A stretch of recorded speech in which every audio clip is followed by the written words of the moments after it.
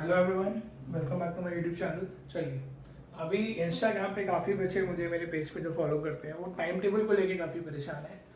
Sorry, मैं कई दिनों से वीडियोस नहीं बना पाया, मेरे पैर में इंजरी थी। और काफ़ी बच्चों के मैसेज आए टाइम मैनेजमेंट को लेके कि sir how we manage time, कि हम टाइम को कैसे मैनेज करें, एग्जाम में कितना घंटा किस किस सब्जेक्ट को दें। तो मोस्टली जो डाउट्स होते हैं वो दो सब्जेक्ट को लेके होते हैं, दैट इज जो मैं पढ़ाता हूँ, साइंस एंड मैथ्स। ये दो ऐसे सब्जेक्ट हैं जो सबसे ज़्यादा बच्चों को परेशान करते हैं। करना हमें कुछ नहीं है, परेशान नहीं होना है। फिर एंड में आप लोगों के most probably board exam start हो जाएंगे 25 के बाद। मोस्ट प्रॉब्ली ये डेट रहेगी, क्योंकि सीबीएसई ने भी बोला है कि 15 के बाद हम एग्जाम स्टार्ट कर रहे हैं 25 के बाद, और अप्रैल तक आपके एग्जाम करेंगे। तो हमने करना कुछ नहीं है। सब्जेक्ट जो है ना, सबसे ज़्यादा डेंजर ये लगते हैं, क्योंकि बाकी तो थियोरेटिकल है, वो समय हो जाएंगे। मैथ्स और साइंस सबसे ज़्यादा डिफिकल्टी क्रिएट करता है, उसके लिए कुछ नहीं करना है। मैं आपको कुछ टिप्स देता हूँ टाइम मैनेजमेंट की। आप स्कूल से देखिए, मोस्ट प्रॉब्ली आपका 2 बजे तक स्कूल होता है, उसके बाद आप 3 बजे तक घर आ रहे हैं, ठीक है। 1 घंटा रेस्ट किया, 4 to 7 के बीच में आप लोगों की may be most probably 4 to 8 के बीच में आपके ट्यूशन होते होंगे। कोई भी जहाँ पे भी आप इंस्टीट्यूशन में जाते हैं या कोई भी आप ऑनलाइन कोचिंग ले रहे हैं, तो ये टाइम होता है। इसके बाद से टाइम नहीं मिलता है। अब आपको यहाँ 2 महीने मेहनत करनी पड़ेगी if you want to score good marks. उसके लिए अब आप घर आते हैं 9:30 तक, आप अपना खाना खा के फ्री हो जाओ। 10 बजे से रात के 12, 12:30 या 1 बजे तक ये आपको अपना टाइम देना है सेल्फ स्टडी को। कैसे? सेल्फ स्टडी को। अगर आप इसको ये टाइम दे पाए तो आप स्कोर अच्छा करोगे। अब ये 2 से 2.5 घंटे जो है, इसमें करना क्या है?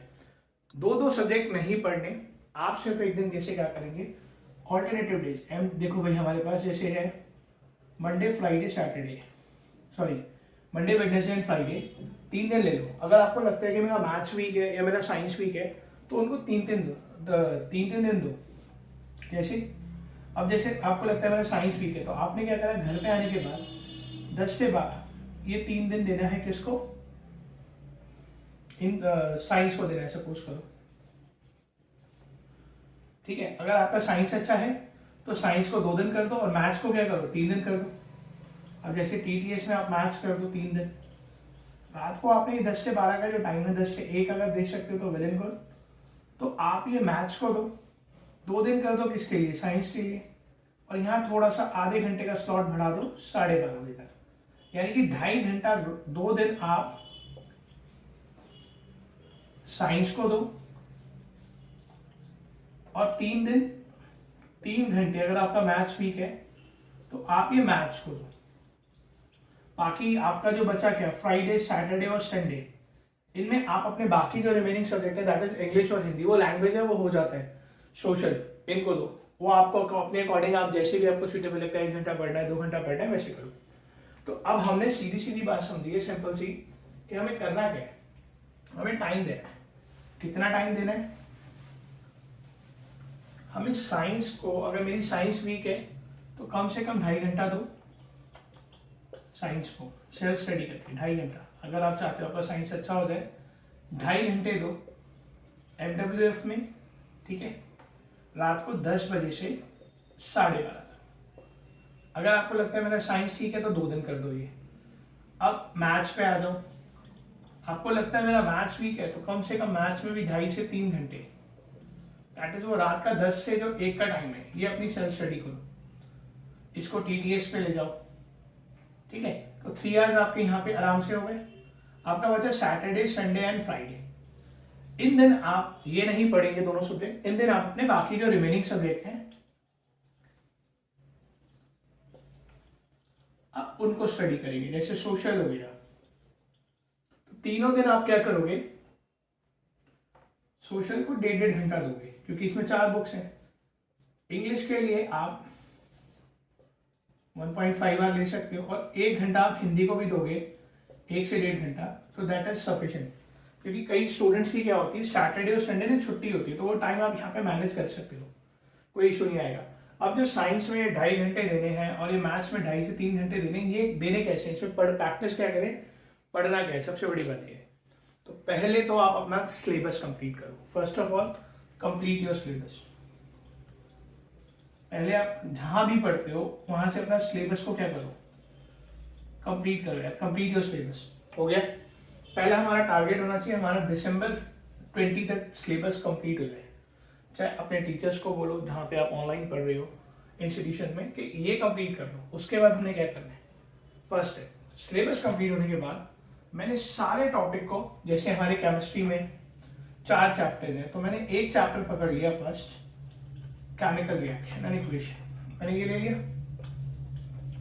अब मैंने करना क्या है इसको, भाई मैंने अपना सिलेबस कंप्लीट कर लिया, आपने चैप्टर ले लिया केमिकल रिएक्शन एंड इक्वेशन, तो आप फर्स्ट ऑफ ऑल उसके सारे टॉपिक्स को क्या करोगे, रिवाइज करोगे।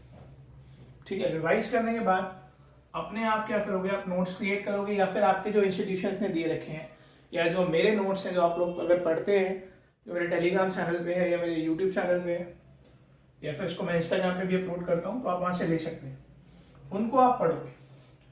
फर्स्ट ऑफ ऑल जैसे मैंने आपको केमिकल रिएक्शन एंड इक्वेशन के नोट्स प्रोवाइड कर रखे हैं पीडीएफ फॉर्मेट में टेलीग्राम पे और यूट्यूब पे इसको पढ़ाया भी है, तो आप वहां से क्या करेंगे, फर्स्ट ऑफ ऑल पढ़ने के बाद सारे टॉपिक्स को एक बार रिवाइज करेंगे, उनके नोट्स को आप अच्छे से पढ़ोगे। नोट्स पढ़ने के बाद जो सबसे पहला स्टेप होगा, देखो first revise all the topics, syllabus complete हो जाएगा। उसके बाद हमने जो भी चैप्टर पढ़े जैसे केमिकल इक्वेशन है या लाइफ प्रोसेसर है, तो हमने इसके टॉपिक्स को रिवाइज करना है। टॉपिक कहाँ से रिवाइज करेंगे, वो टॉपिक हम अपने नोट्स में से रिवाइज करेंगे। ठीक है, आप क्या करें सर, नोट्स भी पढ़ लिए, नोट्स पढ़ने के बाद आप आओ प्रैक्टिस करने के लिए, वो हमारा टाइम है प्रैक्टिस का।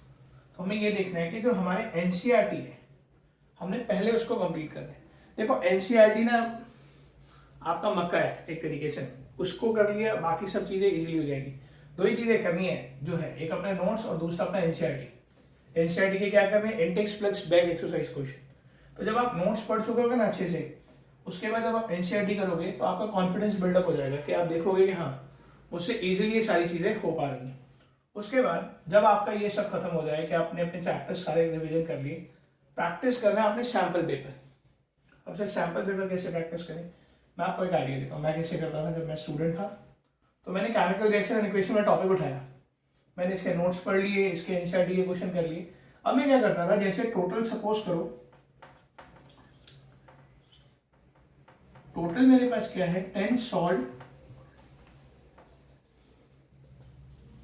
पेपर्स है, मैं उनमें क्या करता था, केमिकल रिएक्शन एंड इक्वेशंस के सारे क्वेश्चंस, चाहे एक सैंपल पेपर में 3 से 4 क्वेश्चन होते हैं, चाहे वो 1 मार्कर हो, 3 मार्कर हो, 2 मार्कर हो या 4 या 5 जो भी मार्क्स उसकी वेटेज हो।